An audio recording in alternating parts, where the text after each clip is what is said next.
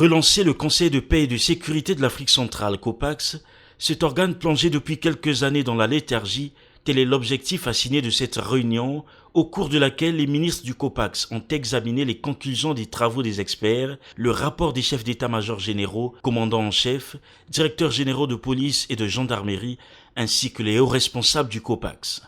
Il revient à chaque État, ainsi qu'à la commission de la CEAC, de réunir les conditions de mise en œuvre des conclusions qui viennent d'être adoptées dans les délais impartis.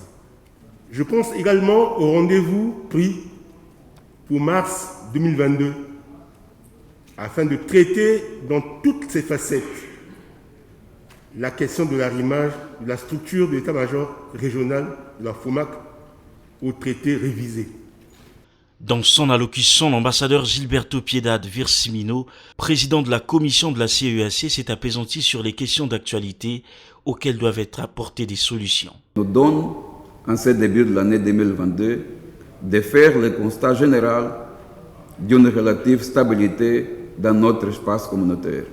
La majorité des États membres de la communauté connaissent une situation sécuritaire qui ne soulève pas de grandes inquiétudes.